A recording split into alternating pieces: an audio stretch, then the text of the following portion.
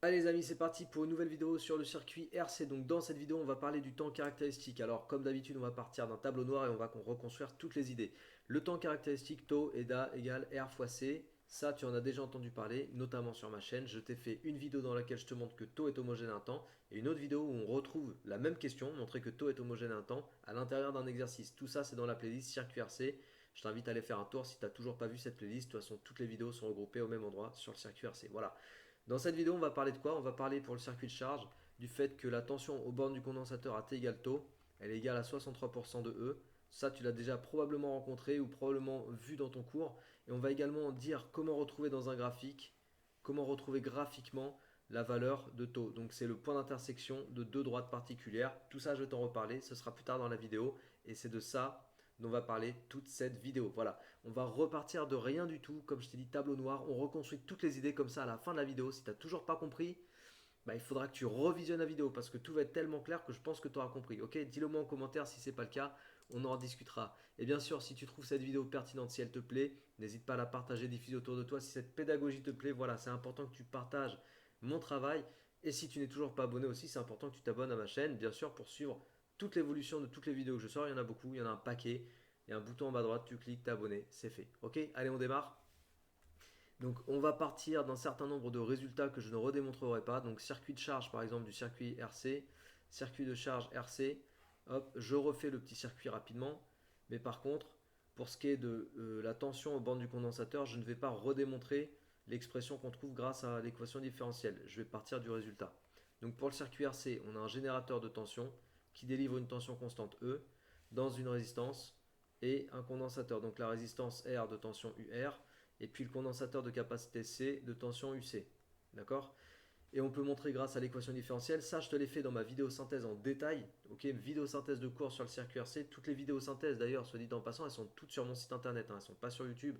Si ça t'intéresse, c'est sur mon site, lien en descriptif. Et dans ma vidéo synthèse, je t'ai montré et je t'ai expliqué toute l'histoire de la charge, de la décharge, des équadifs, etc. Si tu as besoin d'y voir clair là-dessus, il faut d'abord passer par là. Donc là, je pars directement du résultat qui nous dit que pour la charge, ok, on parle vraiment de la charge dans cette vidéo, la charge du condensateur. Euh, ouais, j'aurais dû mettre charge du condensateur tout simplement. Voilà, pour la charge en fait, on montre grâce à l'équation différentielle que la tension aux bornes du condensateur c'est égal à E fois 1 moins exponentielle moins T sur taux, avec taux égale RC, ok? Ça c'est notre résultat, on part de là. Donc première chose de la vidéo, pourquoi est-ce qu'à T égale taux, on a la tension égale à 63% de E. Bah, on va raisonner tout simplement. AT égale taux. On va regarder ce qui se passe. Tout simplement, mathématiquement, on reprend la fonction UC et on remplace T par taux. Ok, on le fait? Allez, c'est parti. Donc UC à la date T égale taux. Tu vas voir que dans cette vidéo, on va faire plein de maths et tu vas pouvoir revoir pourquoi on dit régulièrement que la physique, c'est des maths appliquées, tout simplement. C'est important d'avoir des outils de maths dans sa poche parce que si tu n'as pas d'outils de maths pour comprendre ces choses-là, c'est un peu compliqué. UC à la date T égale taux. Là, c'est rien de bien méchant. Je remplace juste T par taux. Tu vois la formule du dessus. À la place d'écrire T, j'écris taux. Ok? Je peux même mettre un peu de couleur. Donc à la place de ce T là, je mets taux. D'accord? Parce qu'on est à T égale taux. Ok? Donc jusque-là, rien d'anormal. Après, on va faire le petit calcul. Oui, taux sur taux, ça fait quoi? Bah, ça fait 1. Donc taux sur taux égale 1. J'ai donc exponentielle moins 1. Exponentielle moins 1, si ça te fait plaisir, tu peux l'écrire 1 sur E. Donc E, c'est exponentielle 1 de 718. Tu connais ça normalement. Et si tu fais le calcul de 1 moins 1 sur E, bah ce truc-là, tu sais quoi? Ça fait 0,63, c'est ouf, hein? Et voilà d'où ça sort. Voilà. T'as vu? Rien de bien méchant, rien de bien sorcier. Il suffit de refaire des maths, il suffit de poser les équations, il suffit de remplacer, il suffit d'avoir confiance dans ce que les maths vont te montrer, et puis normalement ça passe. Voilà pourquoi on dit que à t égale taux, tiens, je vais conclure en rose, parce que le rose, c'est joli. Voilà pourquoi on dit que à t égale taux, on a bien la tension aux bornes du condensateur, donc UC à la date t égale taux, qui est égale à 0,63. 0,63 c'est 63 sur 100, donc 63%. Ok? Différentes façons d'écrire, hein, qui veulent dire la même chose. C'est 63% de la tension délivrée par le générateur. D'accord? Donc première méthode, soit dit en passant, pour déterminer graphiquement la valeur de taux, si on t'a donné le graphique, si on t'a donné le graphique qui te donne l'évolution de la tension UC au cours du temps. Ça va ressembler à quelque chose comme ça. Attends, je vais agrandir un petit peu ici. Ok. Donc si on t'a donné ce graphique-là, qui donne l'évolution, je t'ai dit de UC, au cours du temps. Alors, la valeur de E, tu vas pouvoir la lire là où la courbe se tasse, là où la courbe passe à l'horizontale, là où tu atteins ce qu'on appelle le régime permanent. Donc là où tu atteins l'asymptote, ok? L'asymptote, elle a pour équation Y égale E. Ouais, tout ça c'est bon.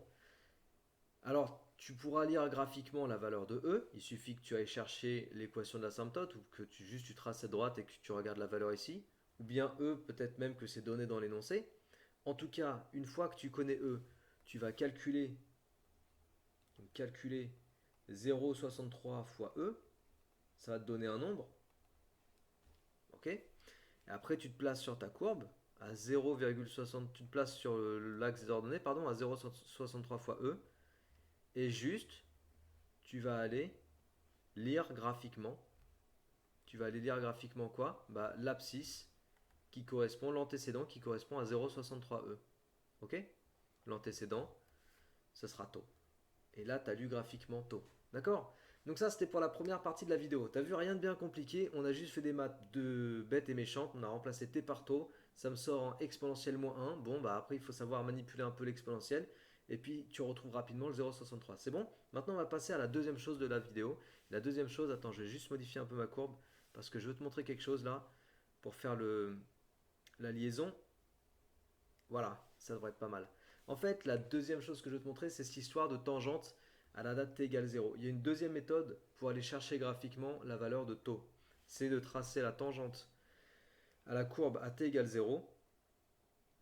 Voilà. Et le point d'intersection, alors du coup, ça va pas correspondre parce que moi j'ai fait les choses un petit peu.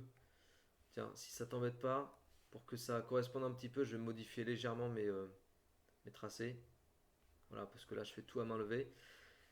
Euh, le point d'intersection en fait entre la tangente à la courbe à t égale 0 et l'asymptote, qui correspond à la valeur maximale atteinte par UC, donc valeur de E. Le point d'intersection, en fait, tout simplement, tu sais c'est quoi son abscisse? Bah, c'est taux aussi. Voilà, l'abscisse du point d'intersection, c'est taux. C'est la même chose, la même abscisse que tu trouverais avec 0,63E. Voilà, mon 0,63E, je le repositionne ici pour que les deux méthodes me mènent au même antécédent, ok? Les deux méthodes, donc à la fois le fait de partir de 0,63E en ordonnée, de se projeter sur la courbe et de redescendre en abscisse, tu trouves taux, et le fait d'aller regarder l'intersection entre la tangente à la courbe à t égale 0 et l'asymptote y égale E, tu retrouves également au niveau du point d'intersection, l'abscisse c'est taux, d'accord? Donc là maintenant je vais t'expliquer pourquoi l'abscisse du point d'intersection c'est taux. Comme ça si tu comprends la méthode, normalement tu vas la retenir. Alors après, tu peux la retenir juste par cœur comme un perroquet. Si c'est ça qui t'intéresse, ok. Mais si tu as envie d'aller plus loin, si tu veux vraiment comprendre ce que tu manipules, eh bien il faut que tu regardes la vidéo jusqu'au bout. Ça va durer quoi? 5 minutes. Et au moins, à l'issue de ces 5 minutes, tu auras tout compris. Et tu comprendras pourquoi en même temps il faut maîtriser les maths pour comprendre les choses qu'on t'amène en physique-chimie. Ok? Allez, c'est parti. Donc on va justifier mathématiquement que l'abscisse de ce point d'intersection, c'est tau. Alors la droite qui est verte, je vais la noter T0 parce que c'est la tangente à la courbe au point d'abscisse T égale 0. D'accord? Ou en T égale 0. Tout simplement. Je ne sais pas pourquoi je m'en mêle.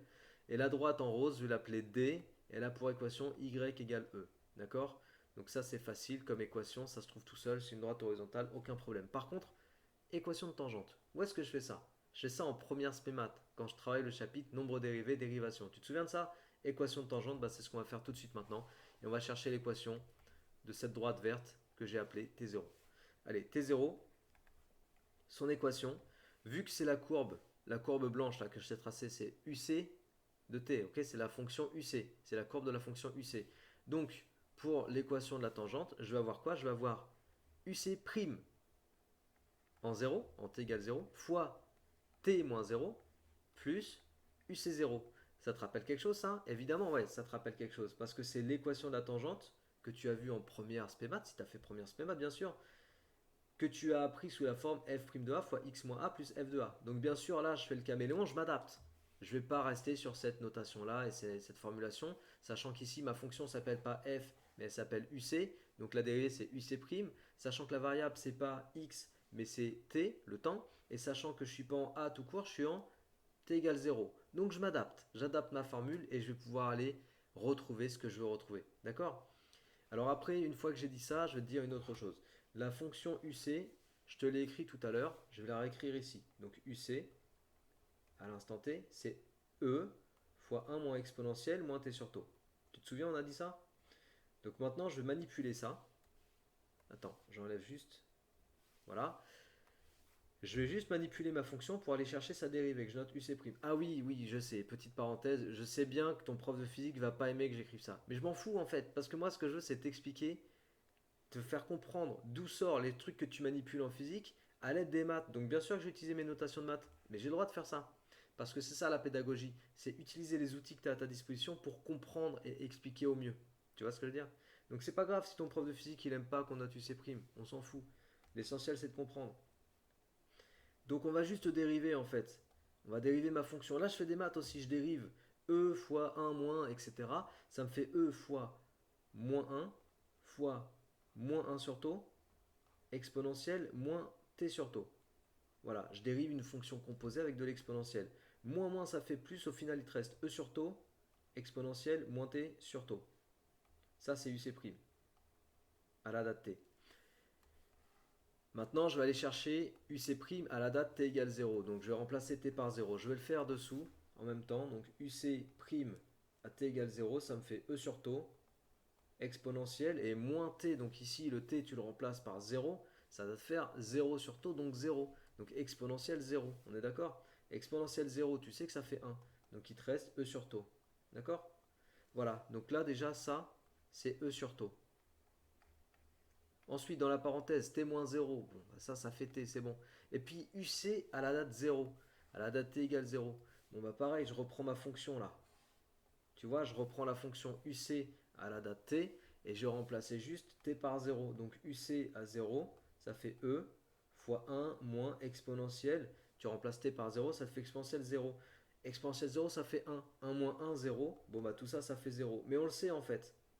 On le sait qu'on va trouver que la tension à l'instant initial lors d'une charge de condensateur, c'est 0 parce que ça fait partie de ce qu'il faut comprendre sur ce qu'est une charge de condensateur. La tension initiale, elle vaut 0. Donc au final, qu'est-ce que tu as? Bah, tu as que la tangente T0, elle a pour équation Y égale E sur tau fois T. J'écris E sur tau fois T. Ok, alors on en est là. On a l'équation de la droite verte, là la tangente T0, et puis on a l'équation de la droite violette. Ok, la droite violette qui est l'asymptote et qui a pour équation y égale E. Donc maintenant je vais chercher le point d'intersection qui est là. Donc intersection, je vais écrire en violet pour regarder le code couleur. Le violet c'est pour l'intersection, ok. Intersection de D avec T0. Alors tu sais, mathématiquement toujours, puisqu'on est en train d'utiliser nos outils mathématiques, pour trouver l'intersection entre deux courbes ou deux droites, tu résous une égalité. C'est quoi enfin une équation? C'est quoi cette équation? L'équation, c'est l'égalité des deux fonctions. Donc la fonction qui modélise T0 et la fonction qui modélise l'asymptote. Donc en gros, tout simplement, on résout. On résout quoi? Ben, on résout T0, enfin, pardon, YT0 égale YD. Ok? L'équation de ma tangente égale l'équation de la droite rose. C'est bon? Maintenant, on va remplacer. YT0, c'est quoi? Ben, on a trouvé au-dessus, c'était E sur tau fois T. Et puis YD, on a dit que c'était E. La question qu'on se pose quand on cherche le point d'intersection, je te le répète encore une fois, c'est à quelle date T les deux droites se touchent ou se coupent-elles? On est censé trouver à T égale tau. C'est bientôt fini, tu vas voir, ça va prendre 2 secondes. Il ne reste plus qu'à simplifier par E. Donc là, il me reste 1. Et à gauche, il me reste T sur tau. Donc les deux droites se coupent quand T sur tau égale 1. Ce qui équivaut à dire que les deux droites se coupent quand T égale, quand T égale tau. Voilà. Ok? Je l'écris. Les deux droites se coupent quand T égale tau. Et voilà. Ça t'a plu? Maintenant, je pense que tu sais d'où ça sort. Et j'imagine que si tu es un élève curieux, alors ça t'a plu parce que quand on est curieux, on aime bien comprendre d'où sortent les choses. Et voilà pourquoi, en traçant la tangente à la courbe en t égale 0 et l'asymptote à la courbe, On retrouve le point d'intersection et son abscisse, c'est le temps caractéristique, tau. À quoi ça va me servir pour terminer cette vidéo? De connaître tau. Bah, dans un exercice, on peut très bien te demander... Ah, attends, parce que là, du coup, le logiciel s'est fermé. Retour sur le open board. Donc, dans un exercice, on en était là. Dans un exercice, on peut très bien te demander de retrouver, en fait, par exemple, la capacité du condensateur. Donc, imagine qu'on te donne... Donc on sait que tau égale RC. Imagine qu'on te donne R, donc R connu. Imagine que tau, tu le retrouves par le graphique. Si on te donne le graphique, ok, l'évolution de UC en fonction du temps, et qu'on te demande de trouver C, bah, tout simplement C égale tau sur R. Voilà, tu isoles C, et tu vas pouvoir retrouver la capacité du condensateur en utilisant le temps caractéristique et la résistance. Voilà, c'est un exemple que je te donne. J'imagine une question, ça pourrait ressembler à ça. Bon, j'espère que cette vidéo t'a plu en tout cas. Moi, ça m'a plu de te faire cette petite explication, ce complément d'explication. Si tu as besoin de voir plus clair sur l'ensemble du cours sur le circuit RC, encore une fois, tu as ma vidéo synthèse sur mon site ainsi que toutes les vidéos synthèses de tous les chapitres que j'ai traités du programme de physique chimie terminale. Donc tout ça, c'est sur mon site internet, lien en description, n'hésite pas à aller voir. Il y a également les fiches synthèses.